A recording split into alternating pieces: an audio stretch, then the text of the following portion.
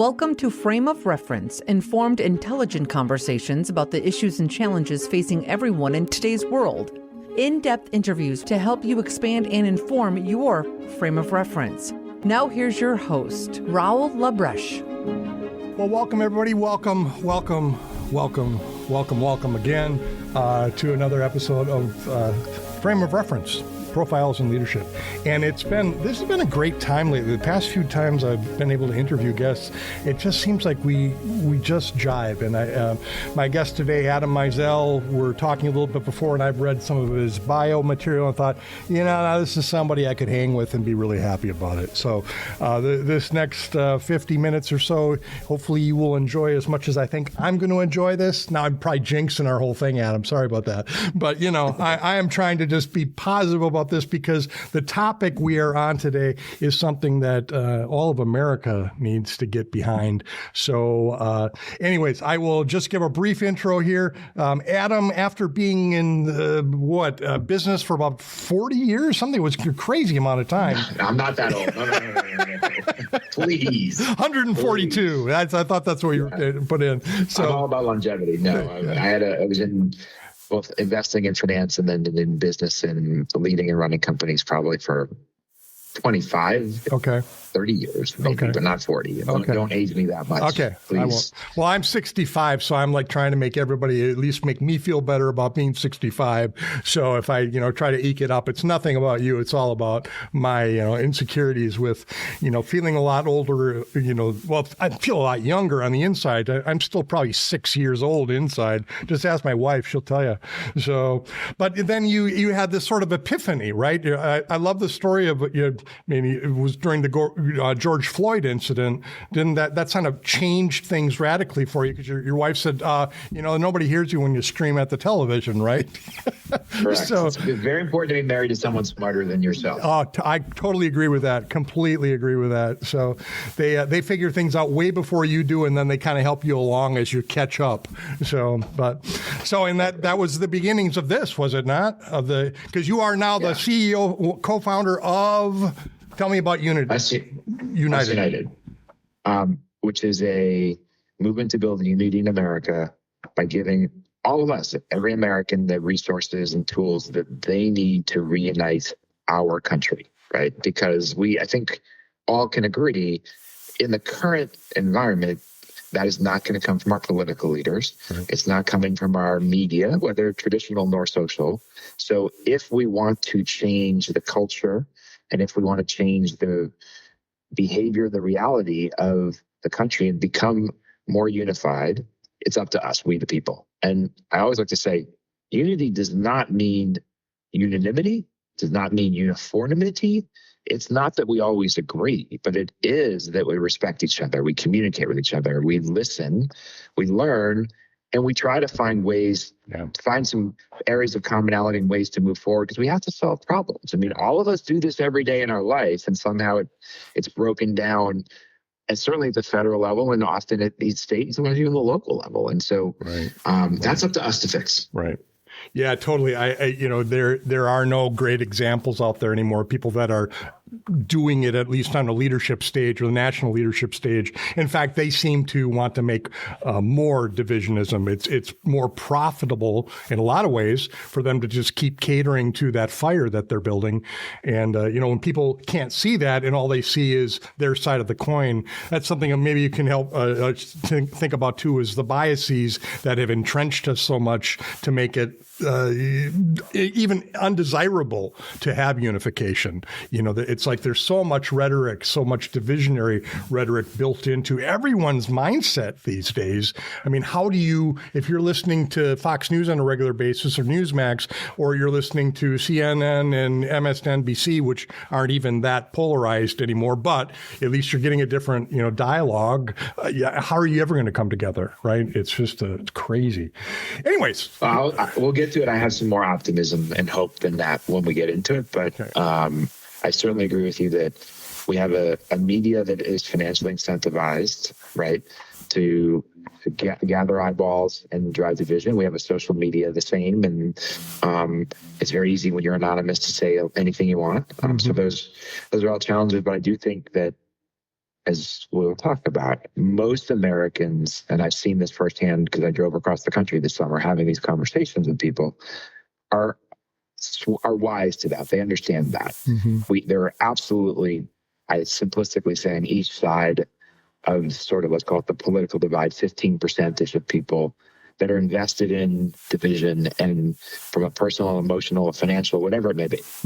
Most Americans are not, and they understand that they're being manipulated, being influenced, and that they don't think we're as divided as presented by our political leaders and our media, but they also don't know their way out. And that's part of why Us United exists, is to be a movement to give people, a brand, give people content and storytelling, give people ideas and tools that they can use. Because how are you going to have a movement? How are you going to fight back against division if you don't have those things? I ask everybody, and I ask you. Right now, think about, you don't have to name them, but think about brands that are brands of division in this country. And I don't mean, pick your consumer brand. I mean, whatever organizations, brands that are all about division. I know you can think of at least 5, 10. Everybody can, and that's on all sides. Now, tell me a brand that's out there for unity.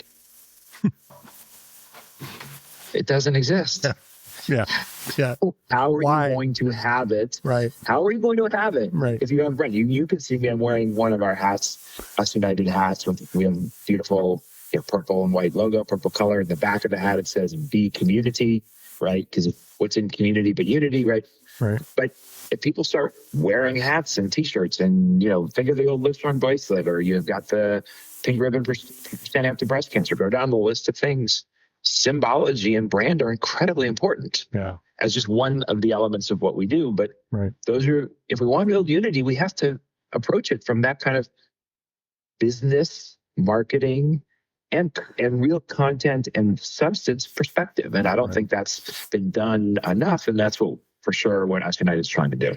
Well, I was telling you beforehand, right? I'm a big Star Trek fan, United Federations of Planets. And part of the reason I've always been so attracted to Star Trek is because it does present a future where we've gotten past all this nonsense.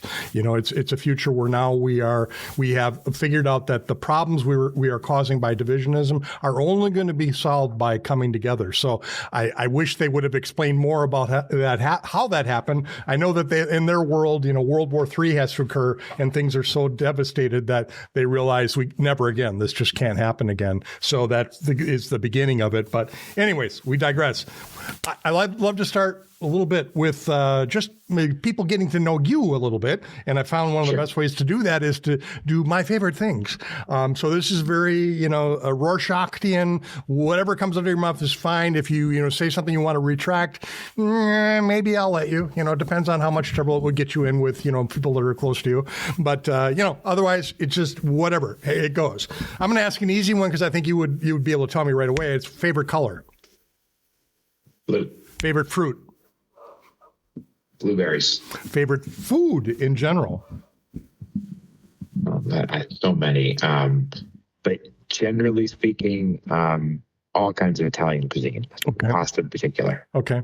Is there a favorite comfort food that you go to, like when you just kind of, I just need whatever?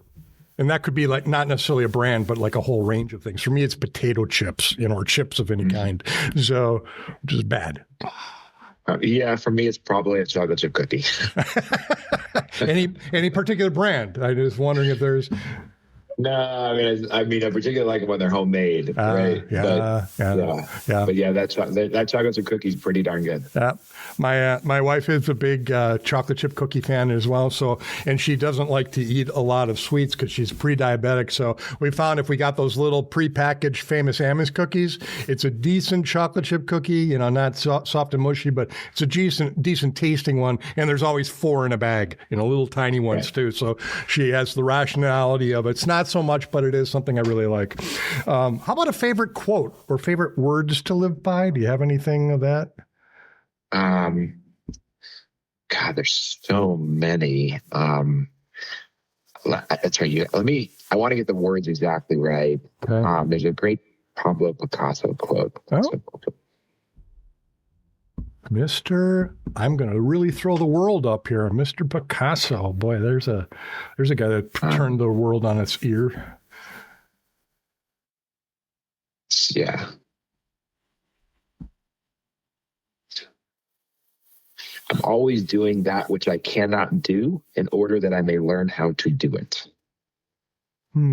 So I say that one.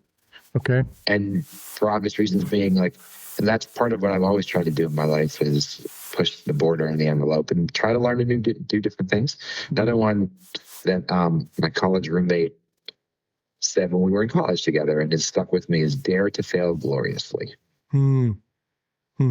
That inspires me a lot because, you learn as much, if not more, from your failures than your successes. And if you don't dare to fail gloriously, then you're not going to really try something new or innovative or exciting. And, that's certainly guided much of my professional life and personal too, but certainly professional of being an entrepreneur is take those chances. And that's how people change the world. And I'm not saying I will or I won't, but I certainly want to try. Right. Well, why leave it the way it is, right? Especially when we have children, I know I started thinking about, boy, I don't want to leave the world like this and not have done something.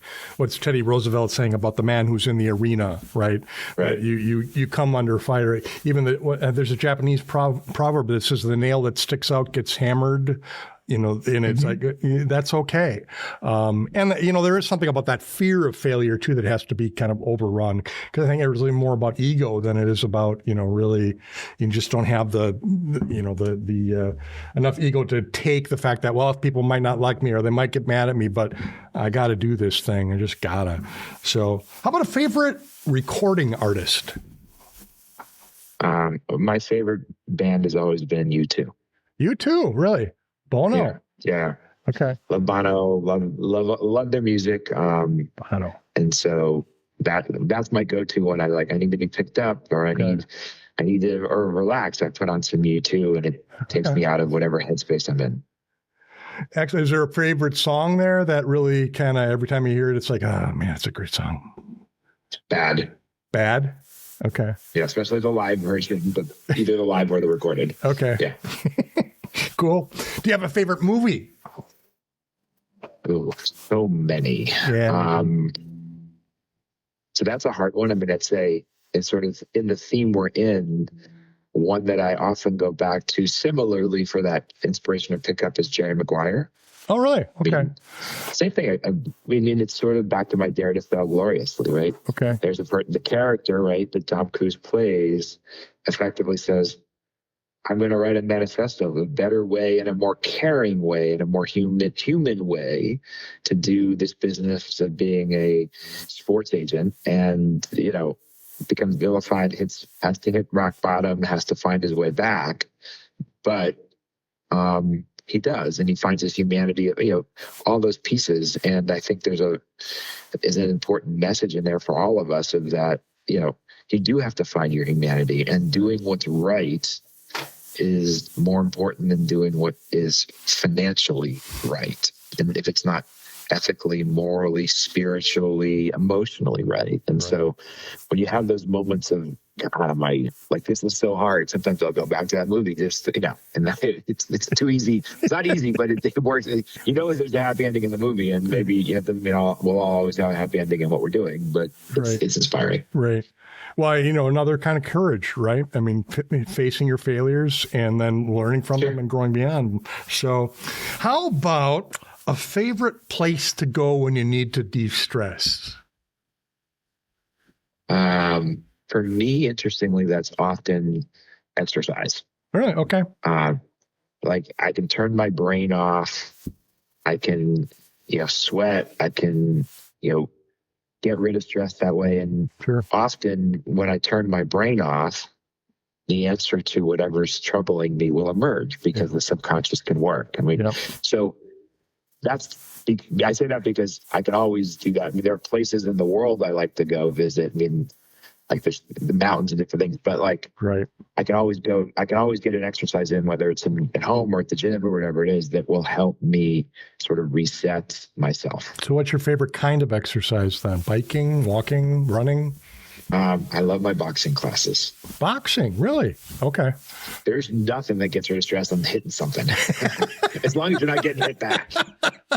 Good luck with that. Mad at, you can focus on, you can pretend that's what's in front of you. Okay. I take it it's like bags and stuff, or are you doing it sparring with people? So I don't spar with people, bags and mitts and different things. Okay. But it's great. It's one of the best workouts you can get, so it exhausts you, but it also is, there's something cathartic about hitting something that's not hitting you back. I mean, again, I'm not looking for violence. I'm looking for that catharsis. Sure. Well, it's like people, why the guys that go into their, carpentry shop and just pound nails for a while. It's the same kind of thing.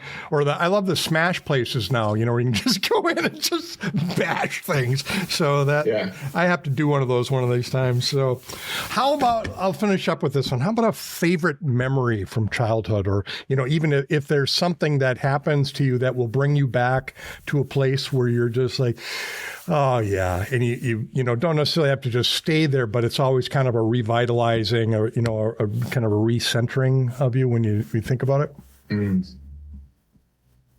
I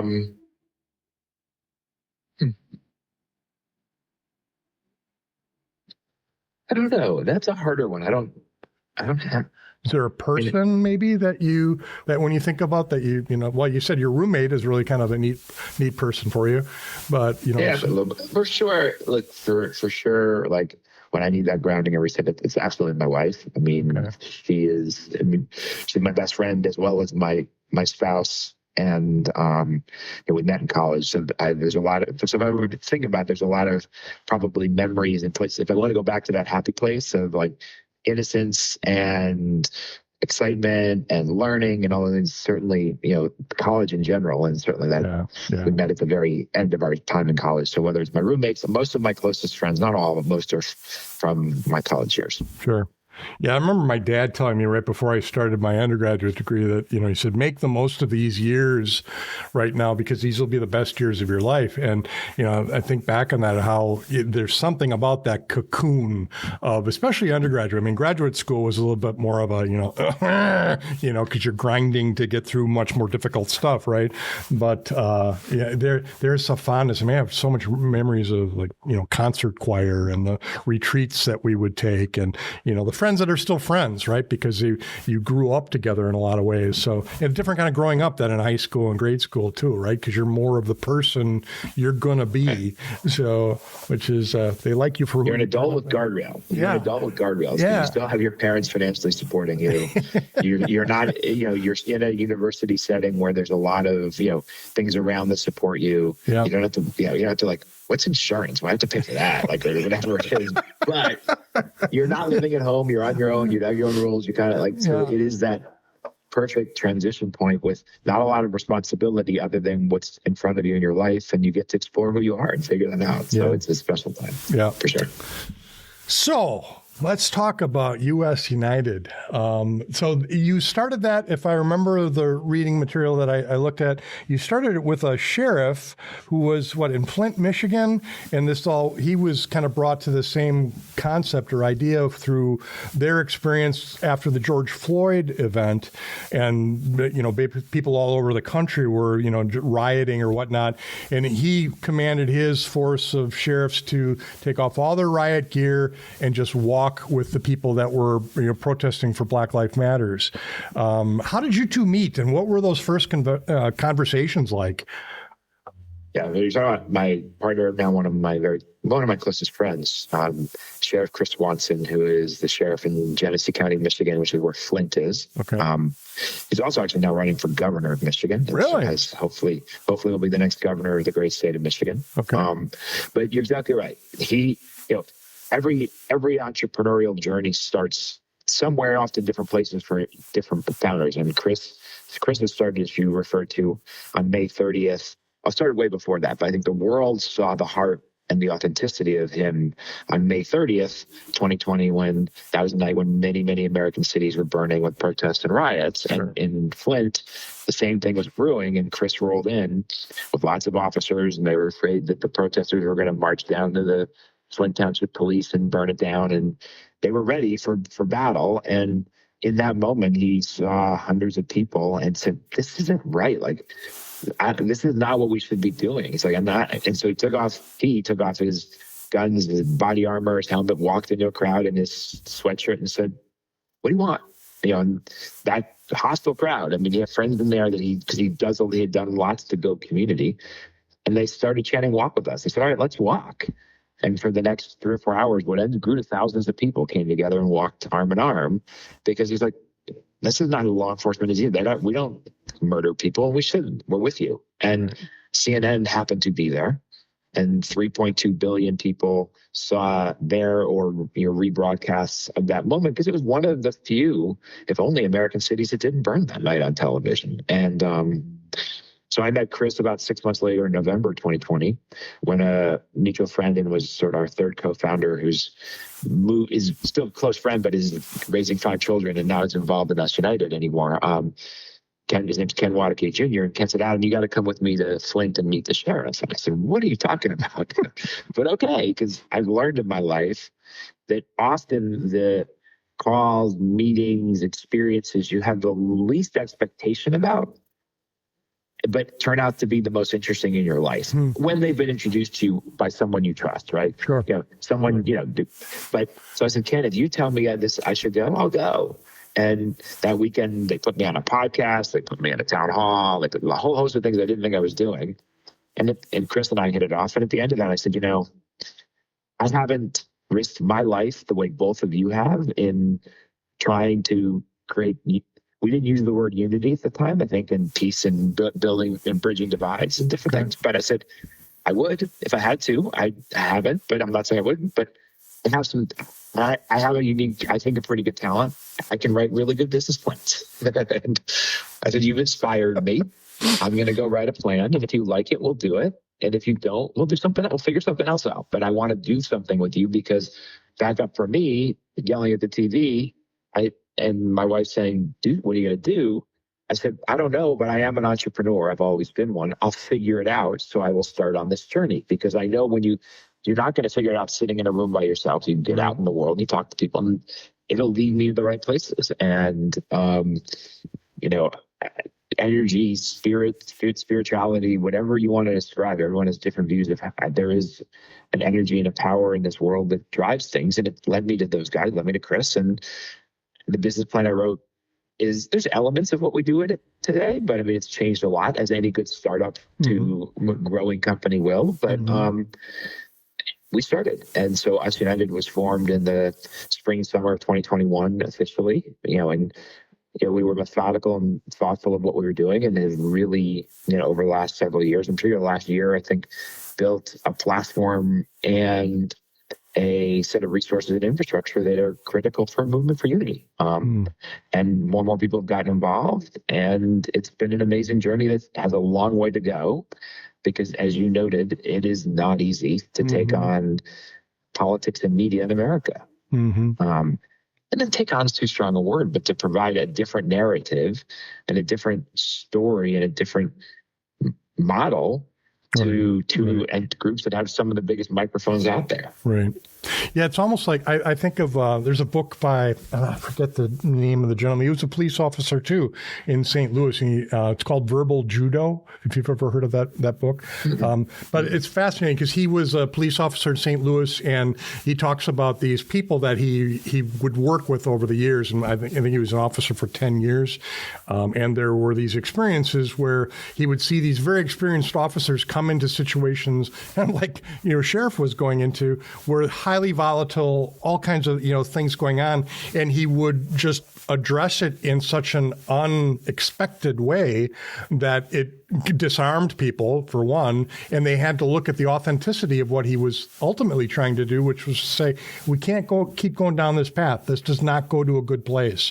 So, and he did it with humor. They would do it with humor. And he talks about one guy came in the middle of a fight between a man and a wife at like 2 a.m. And, he came in and right away sat down on the couch and started reading this paper, and they're kind of looking at him like, what are you doing? But they're still mad at each other. So finally gets to when they start heating up, and he's like, guys, can I use your phone? And they're like, what? He said, can I use your phone? I got to call this guy. He's got a 1972 Ford truck, just like the one I'm looking for. So, and he gets it, said, yeah, it's over there. And he picks up the one, he dials the number, and, all of a sudden he's like, oh, hi, I'm trying to buy.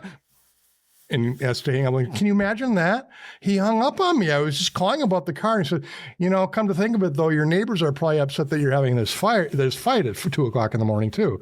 And you think about that these people that know how to just almost instinctually disarm instead of arm, and I think you're right when you say, we didn't want to, stand up or, go against this. Instead, we're almost trying to do that jujitsu thing where you're just letting it pass by and say, okay, let's try something else, right? Let's see. Because the people I talk to about this same thing are mostly exhausted. I have yet to find, there are very, very few people that I'm talking with regularly that are not just like, we gotta stop. We just gotta stop. There are the ones that are not, that are still stubbornly saying, oh, he's absolutely right in what he's doing, whichever side of the coin. Those guys, I don't know, if they will convert because they're just so stubbornly dug in to their, belief now. It's all that does worry me, that those are kind of the cultish people that they just can't see anymore beyond what they've been indoctrinated or, have allowed themselves to get indoctrinated so deeply. So what do you do with those people? When do you just, my tendency is I get so far with some of the people, I'm like, okay, this isn't going to go anywhere. So I'm just going to let you believe what you want to believe and let me focus on the people that still want to have a dialogue. How do you make that transition in the conversations you have? I think there are a couple of pieces. And I agree with you. I think that simplistically, there's 15% of the people on each side who are invested in that division and are very hard to change, right? But that means 70% of us are not.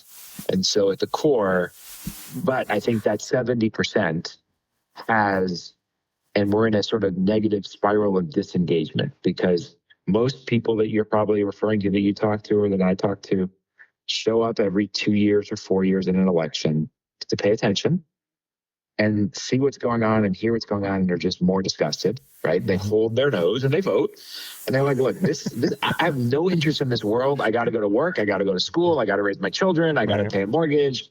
I got to watch TikTok, whatever it is. I am not worrying about this. And it's just, and then they show up again 2 years later and it's worse. And they say, I'm further removing myself. And what happens, right? What is left is the loudest voices drowning out even more because people disengage and there's no one to talk to. So one is we have to engage all of us as Americans look, you don't have to be a political junkie. You don't have to be diving into every issue, but you have to pay attention and you have to make your voice heard for, I don't want the culture. I don't want the fighting. And here's what I'm going to do about it. And come back to that. Right. That's one. Two, and on our road trip this summer across the country, I talked to thousands of people and plenty of people that are thought to be pretty dug in on one side or the other, right? Okay. I can tell you from talking to 1,000 people, first of all, nobody I talked to, and they're out there, and nobody said, this division of this fighting is what it needs to be. We got to vanquish whatever. I didn't hear that from a single person of the thousands in almost every state in the country. I definitely heard, strong positions. And sometimes people say, hey, look, Adam, I want unity, but they won't listen to me, whoever they is on the other side. Right. And I said, and so I started to give advice, and to your question of a tool that I find useful. Don't argue, right? Don't say, I'm right, you're wrong, and this is why. Has that ever worked and convinced you to change your mind? Never. No. Nobody. Never. Nobody. Yeah. So here's what I do. I try to think about whatever the issue or disagreement or topic is, some type of personal story that either happened to me, to a friend, to a family member, at work, whatever it may be, on that point and topic. And I explain, hey, look, I hear you. I've experienced this differently, and let me tell you this story. Because stop right at the end of that. Nobody can tell you your story is wrong. It's your lived experience. It happened. Right. They can say, I never saw that. I didn't think about it, or that has never happened to me. But someone will leave that conversation and you will have changed their opinion, even just 5%, because this happened to you or your family, whatever it may be. So that, I think, is one way to diffuse any kind of confrontation, because at the core, all of us are storytellers as human beings. That is the nature of our species in our shared history. Right. So be a storyteller. Right. And by the way, listen to the story back, because Right. you will hear and learn things that you never experienced, and that will make you see the gray as well. But you won't be arguing over stories. Right. I keep thinking there's a saying that one of the guests not too long ago quoted that something about most people listen with the intent to speak or to reply, and instead I try to listen with the intent to understand. And I thought, boy, that's part of the issue too, is, just listen and try to have the intention of, I want to understand this. I mean, Simon Sinek talks about, asking questions when you're listening, to not say, like you're saying, attack or say, well, no, I think about, he'll just say, tell me more.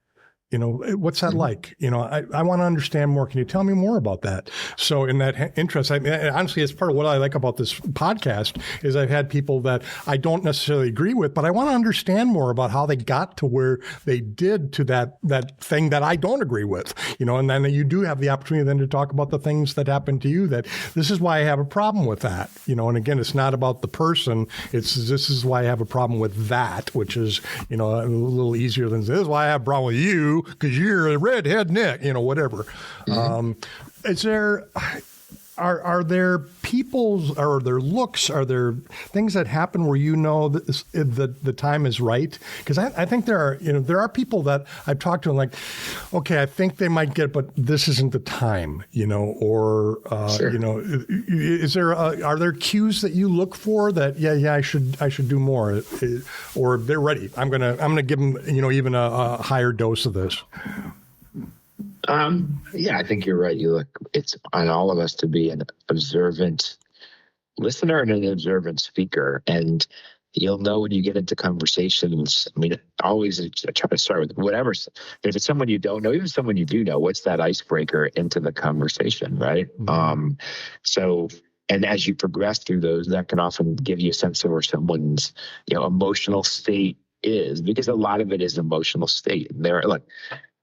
We all have times when think of, spouses or friends where you're like, I got to walk away or else we're going to have a big fight. Like one of us is not in the right place, right? So you do. So I think you have to be aware of that. And I think at the core, it starts with respect. I mean, one of the most powerful, we had a lot of conversations.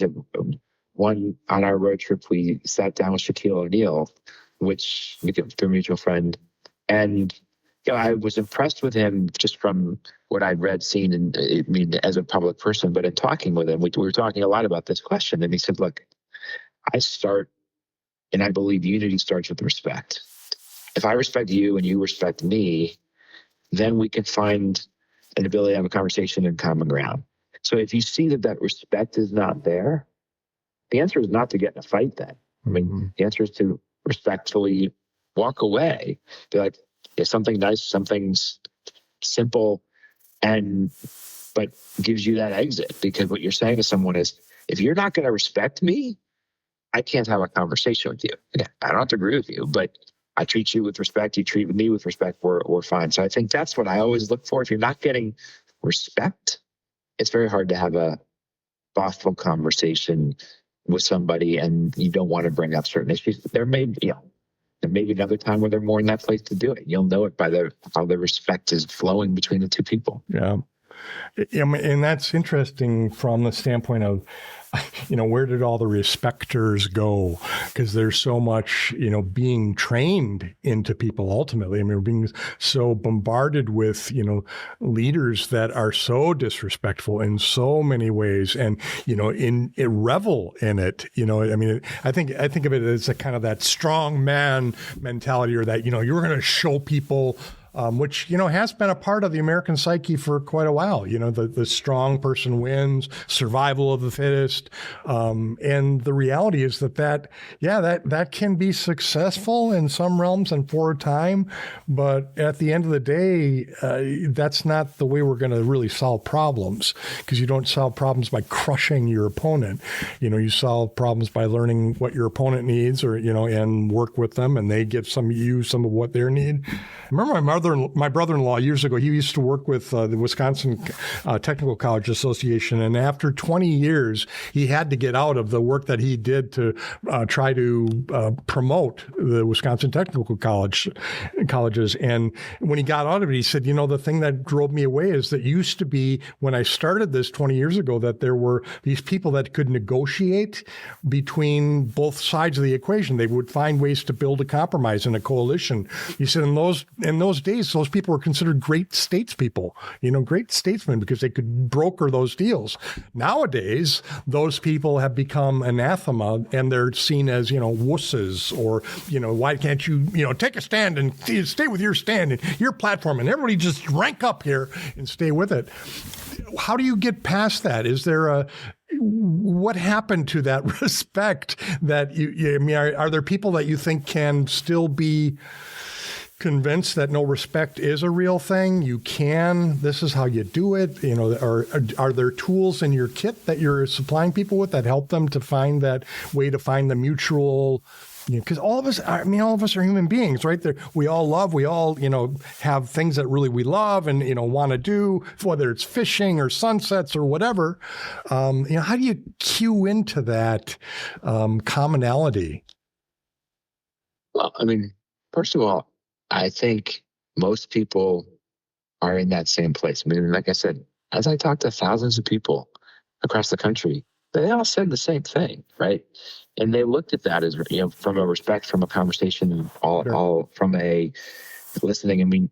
One of the questions I asked everybody on our road trip was, hey, I'm going to promote you.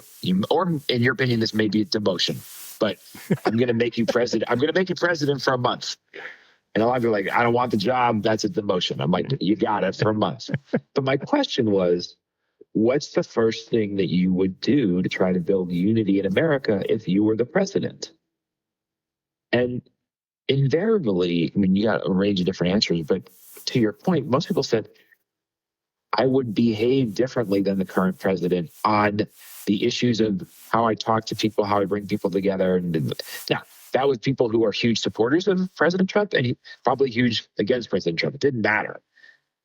So to your first point, I think, and this is part of the hope that I left our trip with, is Americans get it, right? Now, they're looking at lots of different factors, and civility and respect is only one of them, and there are other things that can be equally or more important. But America, one thing for sure I left from our trip with is, at the core, I saw good people looking to do the right things. Yeah. That's one. Yeah. Two, I think we have to, it's where we started with this conversation and part of Us United, which is we have a culture that absolutely is presented to prize division, right? Whether that's politically, whether that's in the media, doesn't matter. And so we have to change the culture a little bit, right? And so that's why I look at sports so much, right? What still unifies Americans? Sports, music, food. I had golden retrievers.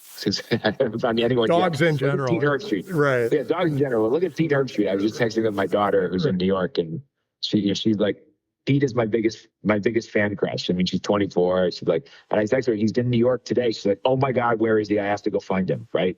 But the point is, Kirk has made a dog is probably a bigger celebrity than him, because we all see something, just love and pure love there, and we want that. So, right. But take sports, right? It's all about unity for a second. Take any locker room in any sport. They can't be more diverse, both, obviously not globally, much less, and everything else. All of those players, coaches, everyone came together for the common purpose and goal, and they figure it out. Well, that's what we're talking about right here. No one prizes division. And in, look, sports, people, we can for 3 hours be incredible, either people we don't know, we wouldn't necessarily know, cheering for the same team and getting along, or we could be there with fans and rivals. But after the game, we're still friends. Look, I'm a huge New York Yankees fan. It was devastating to lose last night. I got a bunch of texts from my friends who are Red Sox fans saying, hey, you know what? Welcome to winter with us. But, sorry, right? They weren't like rubbing my face in it. They're like, I got you, man. You beat us a week ago, and that's how I felt. Like, but we get along, right? And we need to be reminded of those and elevate those things. I mean, Tom Brady we reposted it in our socials, did a speech. He unity. I get 70,000 plus people in the stadium every weekend cheering for the same thing. Of course we can get united. Of course we can come together. Right.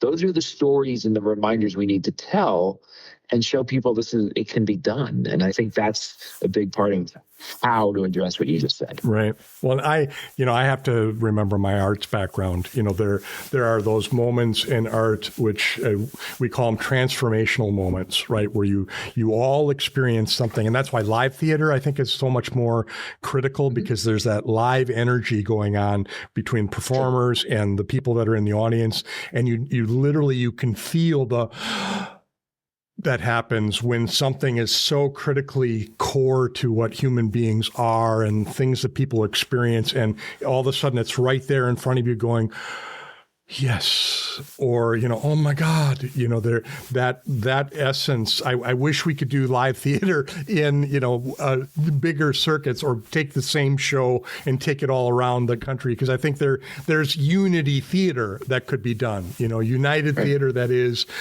just on the streets, done as a crowd, sourcing kind of thing, whatever, to get people to recognize that we're all in this together, man. We all put our pants on one at a time. We're all going to die eventually. Let's make something good of all of this. Is there a favorite story that you have? I mean, having met thousands of people, it's probably hard to come up with one, but is there one a conversation you had, or, Chicago O'Neal, but still, is there something that really stood out as being like, man, this just gives me so much hope that we can do this thing? Yeah. I mean, there's plenty. But the one that always comes to mind for me was, we were in Montana, a small town in Montana. Ended up a conversation with an interesting woman. Her name was Misty, and she was at a stand where she was selling all kinds of MAGA and Trump T-shirts and hats and bandanas, and all with strong messages. And I bookend that with another conversation I had in Omaha, Nebraska, with a young man and woman who were working in a T-shirt shop that was more or less the same, but selling very aggressive, let's call them liberal messages. And so you had both of those. And in each cases, right, I got into conversations back to telling stories, right? And so in Misty's case, we talked about, I asked her a lot of things. And one of which is like, if she described how she defines unity and how she tries to bring people together, and does she want us to be united? Same words that I heard from the kid in the T-shirt shop in Omaha, right? And I asked both of them this question. I'm like, okay, but then if I look around just at what you're selling, right, that contradicts what you tell me you believe. So how do I? And they said different things, but interesting. I mean, in her case, she's like, look, we need to be heard, and we haven't been heard, and this is the way to get heard. And, this is our way of screaming so that people pay attention and take us seriously. The kid in the T-shirt shop in Omaha said almost the same thing. He said, look, I actually think we find unity in these T-shirts because people come in and they don't agree with what they say, but most of the time they talk to me, and we find out, and I explain why they're here, and we find out that on a lot of things we don't disagree as much. Mm-hmm. So here are these aggressive symbols and words, and they can be unifying if people then have the conversation versus the assumption, right? And both of them kind of told that story. And they said, we can't be heard if we don't get it out in front of people. But we're not doing that to pick a fight. We're doing that to actually have a conversation. And I thought that was an interesting observation and lesson. And I think it's a reminder that, back to said, don't jump to conclusions. You see somebody, and I can tell you lots of stories on our road trip, people in deep red or deep blue paraphernalia. Then you talk to them. They're not what you think. Yeah. They're not what you think. Yeah. And that starts, if you talk to them with respect, they'll talk to you back with respect, and you break down those barriers. And so I think that those were really interesting conversations, and I learned a lot. I mean, and each of those went deeper into other things, but I learned a lot from talking to people that way. And like, we can't get every American to do that, but we're going to share those stories. We shared a lot of them. That's why we're making an episodic series out of this. But I think that we have to talk to each other. And I think that's the message, and people do that. Yeah. And they'll be surprised what they learn.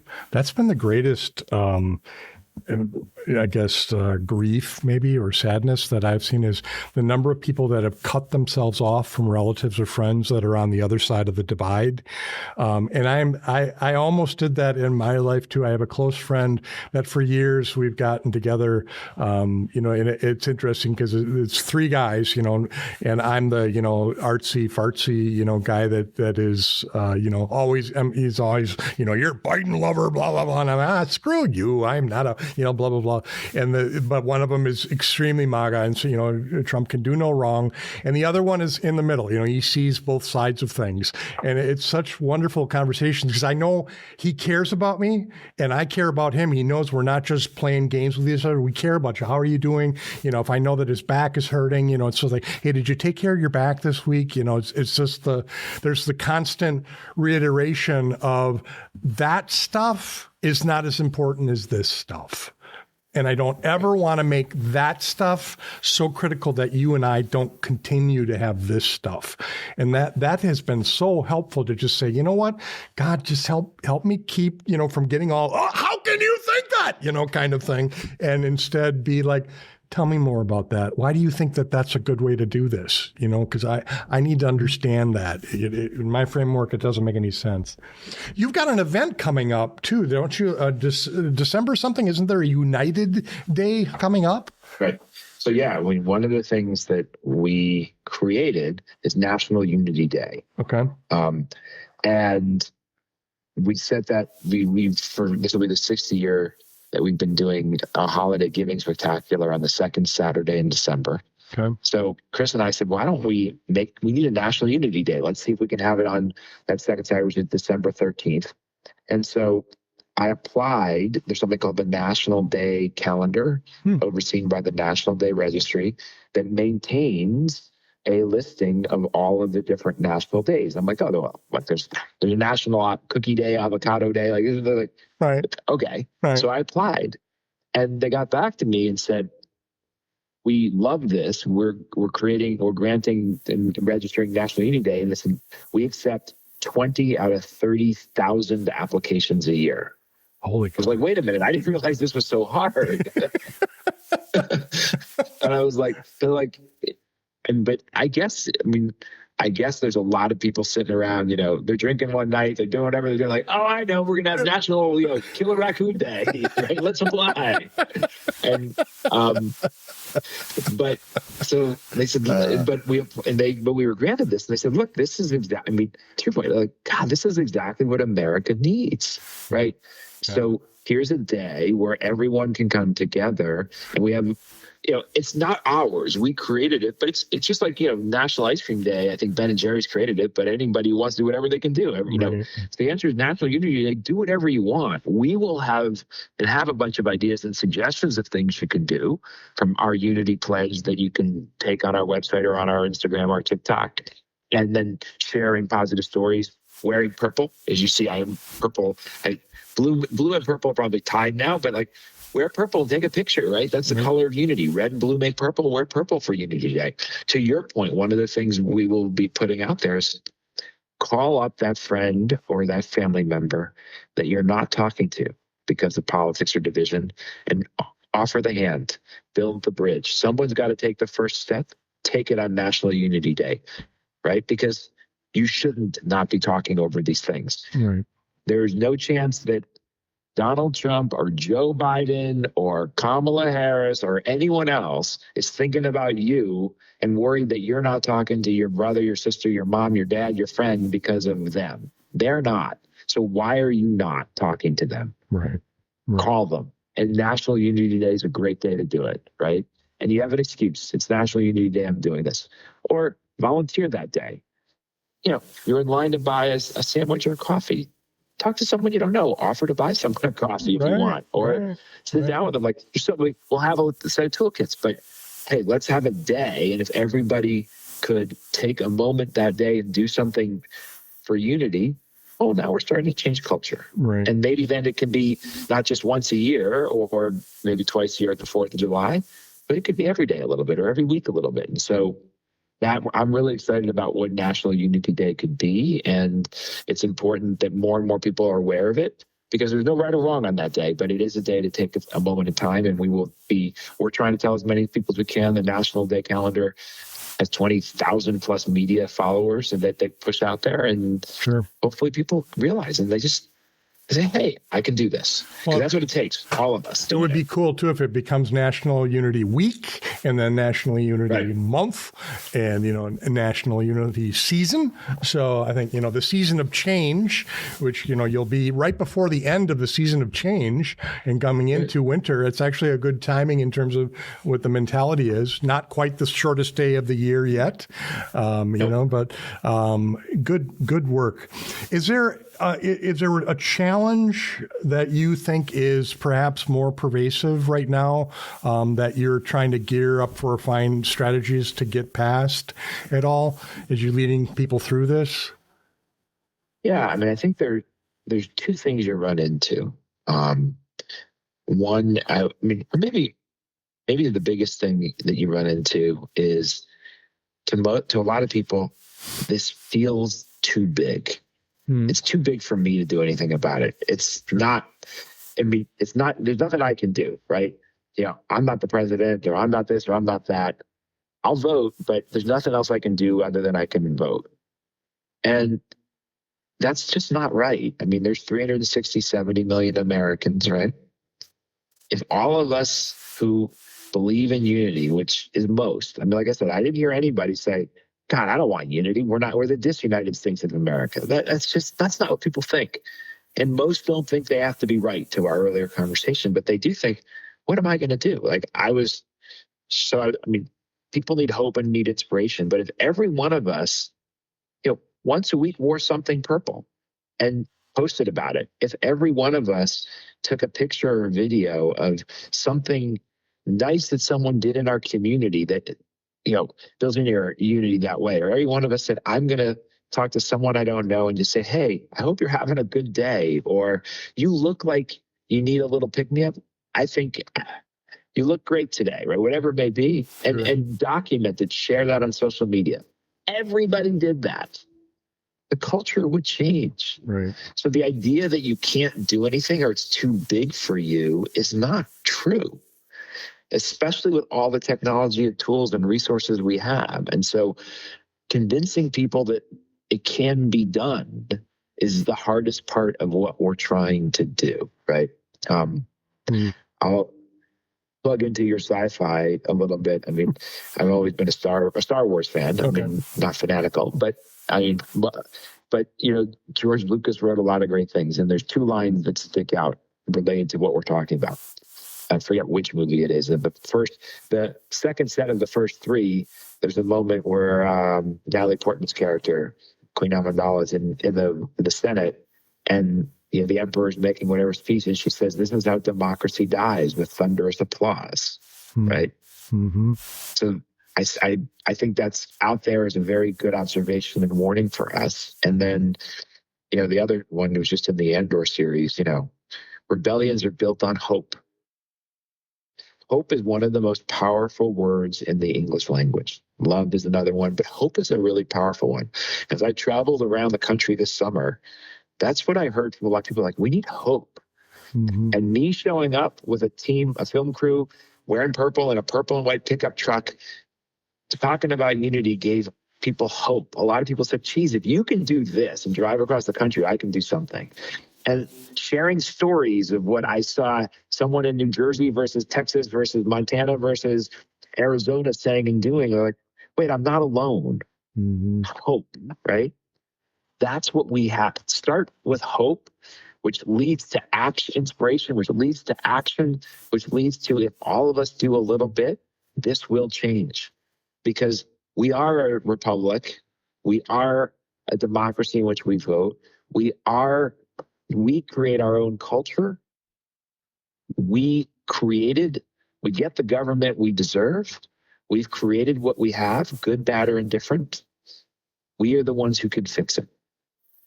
And but convincing people of that is where the challenge lies. And so that's my evangelical mission, is to go out there and keep saying that, because I believe it. I saw it with my own eyes this summer.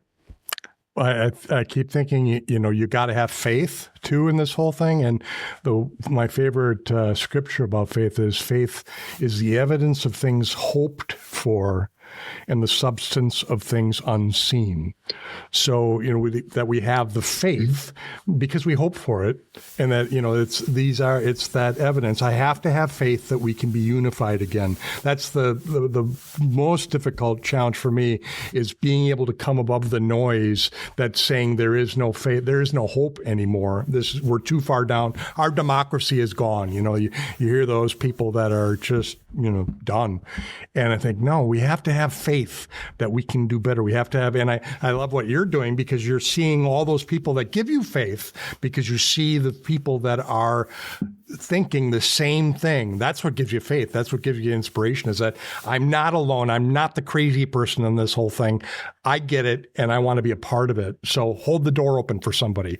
Ask somebody who looks like they're having a bad day because they're a cash register, runner at a grocery store. Say, hey, how you doing, man? I saw that person before was not having a good day, and I hope you're not feeling that now too. So you're doing a great job. Thank you. Who's it? Tom Papa, the comedian, who always says, "You look at you, look at you, look at you. You're doing great. You're doing great. You're doing great." I love the way he always starts his comedy routines that way, right? So, and it's just always so, I do that with my dogs now. Look at you. Look at you. So, and they just get so excited, right? So tell us how people can find out more, Adam. How can they, if they want to know more about this whole thing, want to get involved, what do they need to do? Well, it's very easy. I mean, one, just do, right? Don't get mad, do. That's what I said to a lot of my friends. But one, in terms of Us United, you can learn a ton about us. The old school website, us-united.org. Go to our social media on our Instagram, our TikTok, our Facebook, our LinkedIn. Instagram is, if you'll search Us United, you'll find it. It's a purple and white logo. It's got us with the United written in it. Us for US, all of us. United, whatever. It's purposely got multiple meanings, however one wants to interpret it. Sure. Follow us on socials. You'll see what the stories we're sharing, the content we're sharing. Then take a Unity pledge and do something about it. We have so many different opportunities, and we have a 30 for Us monthly Zoom where you can show up and end up in a breakout room of 5 random people on a topic, and you're all of a sudden you're talking to other Americans and you're not in your bubble. There's so many things. Just start. Sure. Just start. And whether that's with us or anyone else. But I mean, I think it is easy if people are willing to just take. But I have a 24 and 21-year-old. I get it's a 30-second to 2-minute commitment that they're willing to do. Like I said, Unity pledge, share a positive post once a week, wear purple once a week, share it. Call that, build that bridge. I mean, these are things you can do. You don't have to go drive across the country like me. You don't have to start a movement for Unity. Sure. You just need to do a little bit. Sure. More importantly, how do I get one of those hats? I've been thinking about that from the beginning. They're for sale on our website. Okay. They are for sale on our website, because a bunch of people asked about that on the road trip this summer, so they're up there. I take orders. I'm not stocking huge inventory, right? Because until we have a big enough flow of orders, I'll get inventory going. But if people want to buy a hat, they can buy a hat, because again, back to brand, right? You need symbols of unity. Well, if I had 1 million people, much less one day 10 million people wearing Us United hats, people start seeing them everywhere. Well, hey, that's pretty cool. Maybe there is unity out there. Yeah. Or you see someone say, like, look at that. We may have more in common than I thought. Just because we're wearing the same hat. Fantastic. Well, I'll be on there. I as you can tell, I'm a hat person, so trying to cover my increasingly large bald spot, but I got to just embrace it. That's just the way it is. So anyways, folks, my guest today has been Adam Mizel. Adam, you've been a total inspiration and a total upper to talk to at the end of a day. For me, end of work day, that's a good thing. I get to go into the evening, go see my dogs now. I mean, this is just turning out to be a fantastic day. So Adam is the co-founder of United, United, US United. Yep. Just if you want to know more about them, go to us-united.org. Am I remembering? Yes. Okay. So find out more. Find out a way you can take the Unity Pledge, because it sounds like that is a fantastic hope for America that we can all. More and more of us. If we could get that 70%, all of them to take a Unity Pledge, oh my God, get out of the way, right? So, thanks. You got National Unity Day on December 13th is a good excuse to do it. There you go. Excellent. Thanks, Adam, so much for your time and your energy. And maybe we can get together sometime after National Unity Day and you'll have some stats we can share. So, or for the new year, wouldn't that be a great way to start out the new year, 2026? Awesome. Hit it big right from the start. So, absolutely. Take care, folks. And remember, it'll be the 250th birthday of our country. That's right. It's July 4th. a good way to celebrate it. Exactly. Yeah. So you're going to line up for that too. We're hopefully going to have something going on July 4th. Okay. That'd be fantastic because I'm sure there's opposing forces that will not want to have a Unity Day that day. So thanks, folks, for listening. I hope you enjoyed this broadcast as much as I did here on Frame of Reference, Profiles in Leadership.